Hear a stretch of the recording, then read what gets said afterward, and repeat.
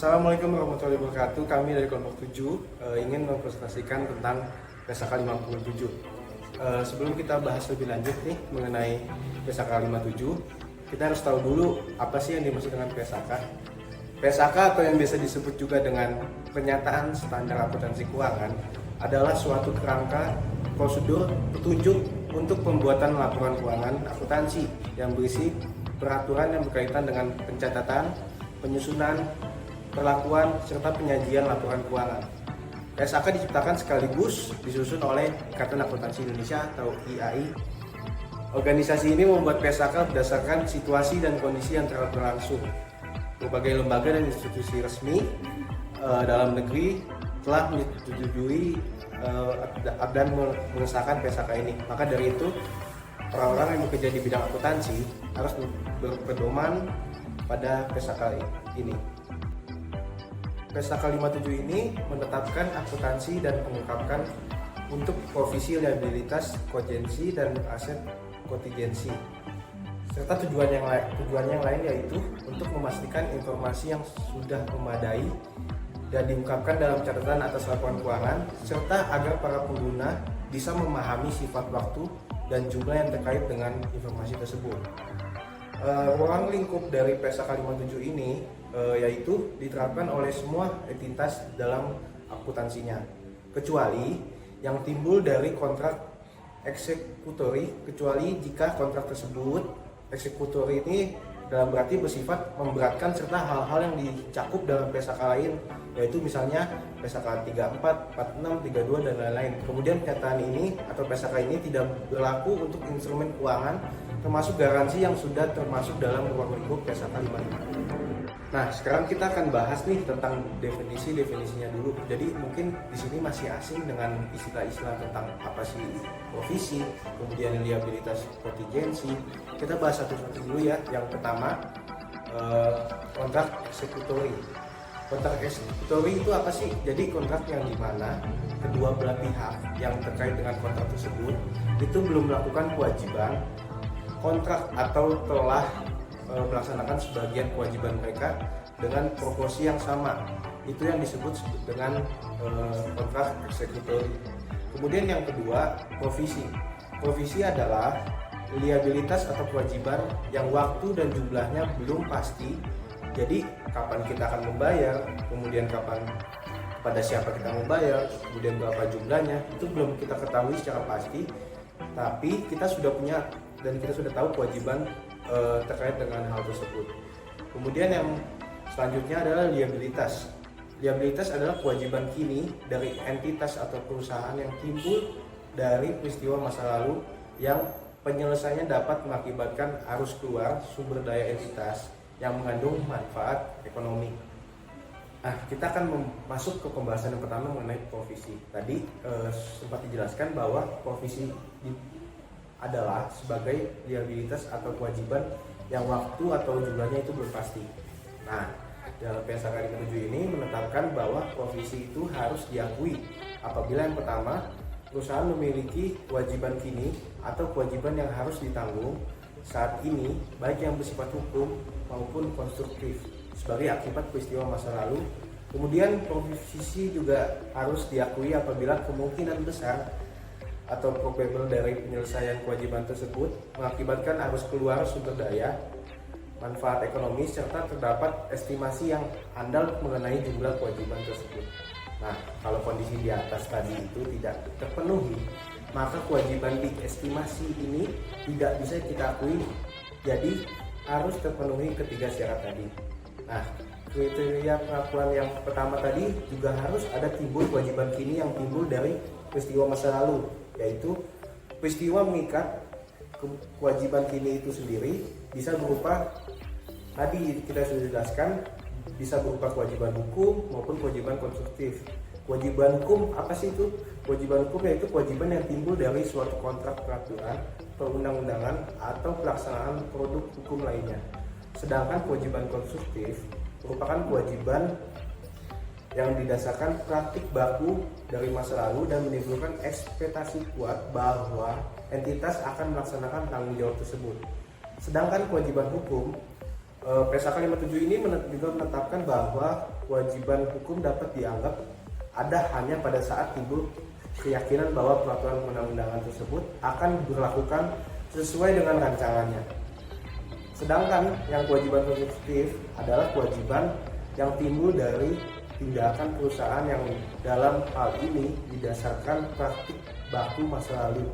Juga bisa jadi berdasarkan kebijakan yang telah dipublikasi atau pernyataan baru yang cukup spesifik perusahaan telah memberikan indikasi kepada pihak lain bahwa perusahaan akan menerima tanggung jawab tertentu dan akibatnya perusahaan telah menimbulkan ekspektasi yang kuat dan sah kepada pihak lain bahwa perusahaan akan melaksanakan tanggung jawab tersebut. Nah, selanjutnya untuk contoh kewajiban hukum tadi, misalnya PT ABC ini sebuah perusahaan yang bergerak di bidang industri minyak. Nah, perusahaan ini melakukan pencemaran lingkungan, tetapi melakukan pembersihan atas pencemaran tersebut hanya sebatas diwajibkan oleh peraturan perundang-undangan di negara tempat perusahaan beroperasi. Itu berarti kewajiban yang timbul dari kewajiban hukum salah satu negara tempat ini PT ABC beroperasi itu tidak memiliki peraturan yang perundang-undangan yang mengatur tentang kebersihan atas pencemaran lingkungan, dan PT ABC ini telah melakukan pencemaran tanah di negara tersebut selama beberapa tahun. Nah, kemudian pada suatu jangka waktu tertentu itu perusahaan bisa memastikan bahwa rancangan undang-undang yang mewajibkan pembersih tanah yang dicemarkan akan diberlakukan ke segala akhir tahun. Dalam contoh ini terdapat kewajiban yang timbul sebagai akibat peristiwa masa lalu yang mengikat peristiwa yang meningkatnya adalah pencemaran tanah. Karena bisa dipastikan peraturan perundang-undangan yang akan diberlakukan itu mengharuskan kewajiban pembersihan atas pencemaran lingkungan yang diakibatkan oleh kegiatan operasional PT ABC itu. Contoh kewajiban hukum atau yang menyebabkan timbulnya kewajiban kini dari perusahaan. Nah, tadi udah kita jelaskan tentang kewajiban kini itu tidak selalu harus berupa kewajiban hukum, tetapi juga bisa berupa kewajiban konstruktif. Contohnya masih PDAPC yang tadi, perusahaan tadi kan dia itu industri minyak. Nah, kemudian dia melakukan pencemaran lingkungan. Nah, kebetulan perusahaan ini beroperasi di negara yang tidak memiliki peraturan perundang-undangan mengenai pemeliharaan lingkungan. Tetapi perusahaan tersebut dia sendiri itu memiliki kebijakan pemeliharaan lingkungan yang sudah dipublikasikan secara luas yang menyatakan bahwa perusahaan akan bertanggung jawab untuk membersihkan semua pencemaran yang ditimbulkannya. Oleh karena itu, perusahaan memiliki reputasi untuk menghormati kebijakannya sendiri yang sudah dipublikasikan tersebut. Nah, dalam contoh ini, perilaku perusahaan itu sendiri itu telah menciptakan ekspektasi yang sah dan kuat di kalangan pihak yang berkepentingan bahwa perusahaan akan membersihkan pencemaran lingkungan. Oleh karena itu, timbul kewajiban konstruktif dari peristiwa masa lalu yang mengikat, yaitu pencemaran lingkungan.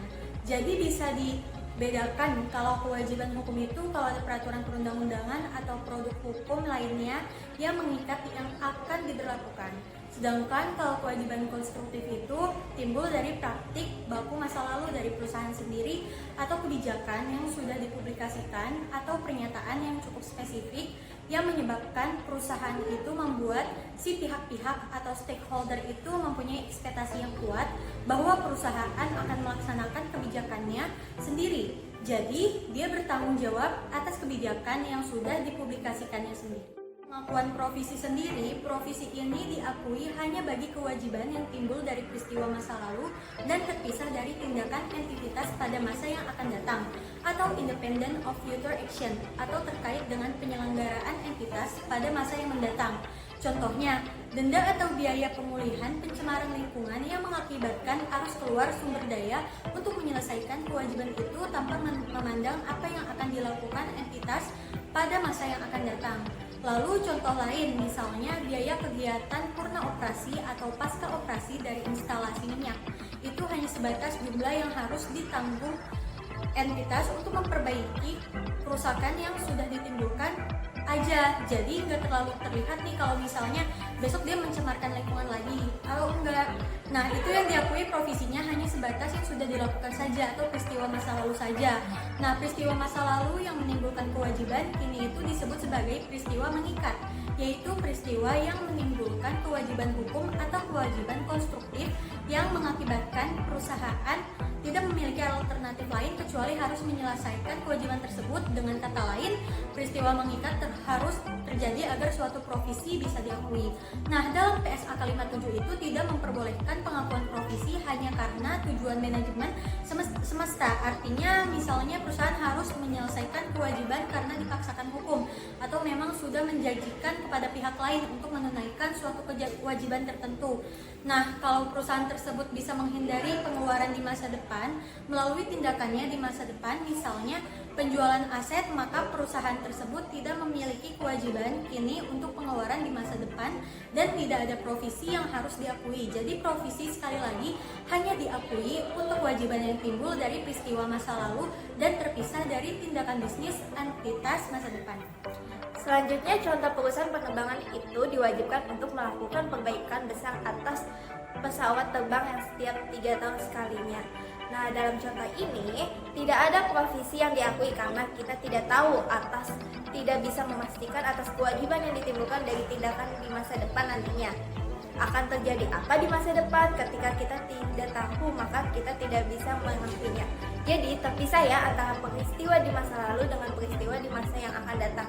Nah, ketentuan perundang-undangan untuk melakukan tindakan perbaikan pesawat tadi itu tidak menimbulkan kewajiban atas biaya perbaikan tersebut karena dalam contoh ini kewajiban untuk melakukan perbaikan ini tidak terpisah dari tindakan perusahaan di masa depan. Jadi perusahaan bisa menghindari pengeluaran masa depan melalui tindakan di masa depan. Contohnya dengan menjual pesawat tersebut. Menjual pesawat yang bersangkutan, jadi dia tidak akan keluar biaya untuk perbaikan kalau dia menjual perusahaan yang dia punyai. Jadi otomatis tidak ada provisi yang diakui. Kemudian terkait dengan harusnya adanya kemungkinan besar terjadinya arus keluar sumber daya mengandung manfaat ekonomi. Jadi dalam pasal 57 ini arus keluar sumber daya dianggap sebagai suatu kemungkinan besar. Jika kemungkinan terjadi pesawat tersebut lebih besar daripada kemungkinan tidak terjadinya peristiwa tersebut. Artinya probabilitas itu di atas 50%. Jadi kalau ada kemungkinan terjadi atau tidak terjadinya itu lebih banyak dari mana kalau misalnya di atas 51% baru boleh diakui. Contohnya yang paling sederhana yang paling banyak kita jumpai sehari-hari mungkin yaitu garansi. Garansi itu termasuk dalam kewajiban yang jumlah itu tidak diketahui dengan pasti, termasuk kapan juga akan dikeluarkannya dan kepada siapa. Kita akan bayar itu, perusahaan kan nggak tahu nih waktu menjual barang, misalnya menjual TV ada 100 unit. Nah, TV yang rusak itu yang beli siapa, terus kapan mengklaimnya, terus jumlahnya yang merusak itu berapa. Perusahaan tidak tahu. Nah, kemungkinan besar kalau misalkan dalam pengalaman masa lalu kemungkinan besar akan terjadinya klaim atas garansi, maka kita bisa mengakuinya adanya provisi dalam menjamin produk yang dijual seperti itu. Kemudian terkait dengan masalah pengukuran, pasal 57 ini menetapkan bahwa jumlah yang diakui sebagai provisi adalah hasil estimasi terbaik, yaitu nilai ekspektasi pengeluaran yang perlu untuk menyelesaikan kewajiban pada akhirnya periode laporan. Nah, secara khususnya dalam mengukur provisi ini, pasal 57 mensyaratkan bahwa suatu perusahaan harus mempertimbangkan berbagai risiko dan ketidakpastian yang selalu mempengaruhi berbagai peristiwa dan kondisi.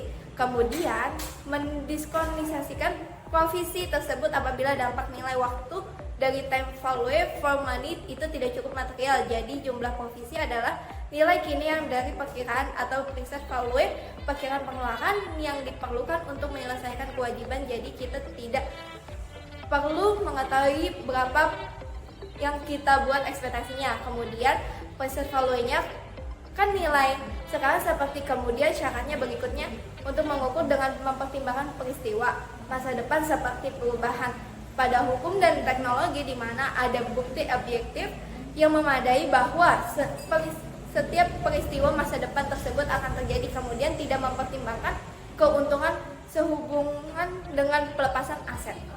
Jadi walaupun rencananya pelepasan aset tersebut terkait erat dengan peristiwa yang menyebabkan timbulnya provisi, kita tidak boleh dipertimbangkan dalam menghitung suatu provisi. Jadi kalau aset itu tidak terkait dengan kewajiban kita membayar ke orang lain, ke pihak lain, maka walaupun aset tersebut nantinya akan dilepas, itu tidak bisa mempengaruhi atau tidak kita pertimbangkan dalam perhitungan provisi seperti itu. Kemudian terkait dengan penggantian, apabila kita biasanya diasuransikan sehingga kita nanti tidak mengganggu sendiri semuanya dari kewajiban, yaitu timbulnya atas peristiwa masa lalu yang akan kita akibatkan dari kegiatan operasional kita. Nah, apabila suatu perusahaan mengharapkan penggantian sebagian atau seluruh pengeluaran untuk menyelesaikan provisi, misalnya melalui kontrak asuransi, santunan atau garansi dari pemasok, maka perusahaan harus mengakui penggantian pembayaran hanya pada saat timbul keyakinan bahwa penggantian pas diterima pada saat entitas menyelesaikan kewajiban, namun jumlahnya yang diakui sebagai penggantian itu tidak boleh melebihi dari nilai provisi, kemudian mengakui penggantian tersebut sebagai aset yang terbesar. Tapi dalam laporan laba rugi komprehensif, beban yang terkait dengan profesi itu bisa disajikan secara neto setelah dikurangi dengan jumlah yang diakui sebagai nilai. Terkait dengan provisi yang sudah akan kita laporkan, provisi itu harus ditelah yang setiap atau direview setiap tanggal pelaporan dan disesuaikan untuk mencerminkan estimasi terbaik yang paling up to date. Nah, kalau misalkan harusnya keluar sumbernya untuk menyelesaikan kewajiban ini, kemungkinan besar tidak terjadi, maka provisi tersebut harus dibatalkan. Jadi setelah melalui provisi review ternyata kok ada besar kemungkinan bahwa kita nggak akan bayar ke pihak yang lain yang sudah akan kita laporkan, jadi harus kita batalkan. Kemudian pada pasal 57 juga menetapkan bahwa provisi hanya dapat digunakan untuk pengeluaran yang berhubungan langsung dengan tujuan pembentukan provisi tersebut. Nah, persyaratannya pengukuran untuk provisi itu harus diterapkan dalam 3 kasus khususnya, yaitu kerugian operasi masa depan, kontrak yang memberatkan, dan restrukturisasi. Jadi pada pasal 57 ini menetapkan bahwa provisi itu tidak boleh diakui untuk kerugian operasi di masa depan. Jadi misalnya kita udah memperkirakan nih bahwa akan terjadinya kerugian operasi masa depan. Nah, di sini perkiraannya tadi merupakan indikasi bahwa aset tertentu dalam suatu operasi mungkin mengalami penurunan nilai. Dalam hal tersebut kita nggak boleh mengakui adanya provisi, tapi harus masuk ke penurunan nilai aset pada yang dimaksud pada pasal 48. Terus terkait dengan kontrak yang memberatkan atau penerus kontrak, jadi apabila perusahaan terkait dalam kontrak yang memberatkan, maka kewajiban kini menurut kontrak itu harus diakui dengan dihukumnya sebagai provisi kontrak yang memberatkan itu.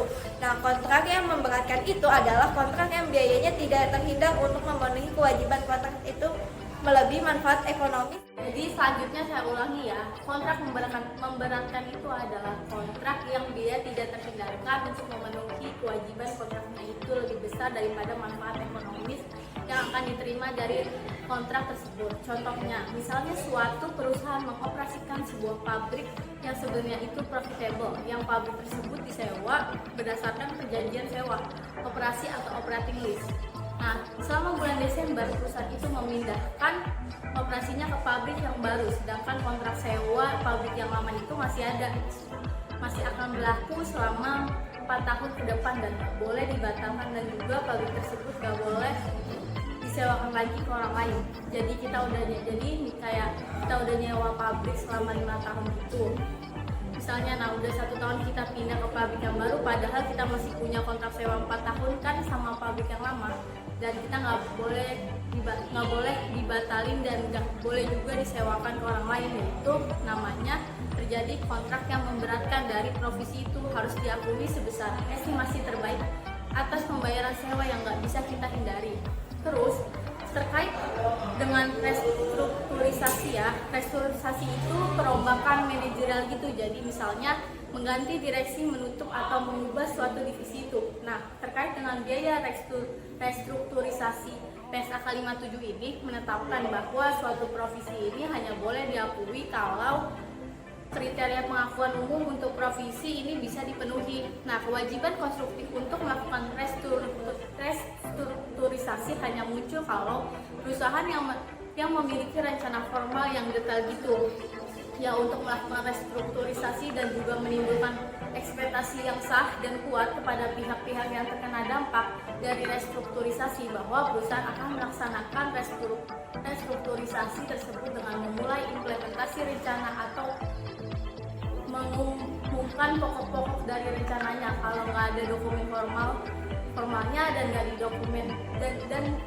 nggak dikomunikasikan ke pihak yang melakukan yang terkena dampak restrukturisasi, maka profesi itu tidak boleh diakui.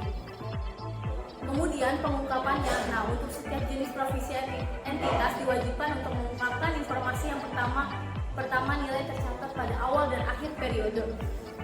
Kemudian profesi tambahan yang dibuat dalam periode yang bersangkutan termasuk peningkatan jumlah pada profesi yang ada dan jumlah yang digunakan, yaitu jumlah yang terjadi dan dibebankan pada profesi selama periode yang bersangkutan, kemudian jumlah yang belum digunakan yang dibatalkan selama periode yang bersangkutan, serta peningkatan selama periode yang bersangkutan dalam nilai kini yang ditimbulkan karena berlalunya waktu dan dampak dari setiap perubahan tingkat diskonto. Selanjutnya, entitas juga harus mengungkapkan terkait dengan uraian singkat mengenai karakteristik kewajiban dan perkiraan saat arus kas keluar dari sumber daya yang terjadi, kemudian indikasi mengenai ketidakpastian saat dan jumlah arus keluar dari sumber daya, kemudian jumlah estimasi penggantian yang akan diterima ini yang harus diungkapkan di catatan atas laporan keuangan. Selanjutnya, hal lain yang diatur dalam PSAK 57 selain profesi yaitu liabilitas kontingensi. Liabilitas kontingensi itu didefinisikan dalam PSAK 57 yaitu kewajiban potensial yang timbul dari peristiwa masa lalu dan keberadaannya menjadi pasti dengan terjadi atau tidak terjadi suatu peristiwa atau lebih di masa depan yang tidak sepenuhnya berada dalam kendali perusahaan, atau kewajiban kini yang timbul sebagai akibat dari peristiwa masa lalu tapi tidak diakui karena tidak terdapat kemungkinan besar perusahaan mengeluarkan sumber daya yang mengandung manfaat ekonomis untuk menyelesaikan kewajibannya dan atau jumlah kewajiban tersebut tidak bisa diukur secara andal. Kemudian aset kontingensi, kalau aset kontingensi ini sebaliknya dari liabilities kontingensi. Aset kontingensi itu adalah aset potensial yang timbul dari peristiwa masa lalu dan keberadaannya menjadi pasti dengan terjadi atau tidak terjadinya suatu peristiwa lebih di masa depan yang tidak sepenuhnya dalam kendali perusahaan. Jadi intinya kontingensi ini suatu yang belum pasti, yang belum benar-benar bisa kita pastikan akan kita bayarkan kalau liabilities atau akan kita terima kalau itu aset. Nah, kalau realisasi penghasilan itu sudah bisa dipastikan, maka aset tersebut bukan lagi merupakan aset kontingensi, melainkan diakui sebagai aset saja. Jadi, apabila aset kontingensi ini diungkapkan, maka harus dilakukan pengungkapan terkait dengan uraian singkat mengenai karakteristik aset, kontingensi, dan estimasi dari dampak finansialnya. Nah, karena berdasarkan ketentuan PSAK 57 dan prinsip konservatif, maka aset kontingensi ini jarang diungkapkan dalam laporan keuangan. Jadi kenapa? Karena belum pasti, itulah dia kemungkinan kepastiannya itu kecil, di bawah 50%. Maka perusahaan ini jarang mengungkapkan aset yang namanya aset atau liabilities kontingensi. Sekian presentasi dari kami kelompok 7 tentang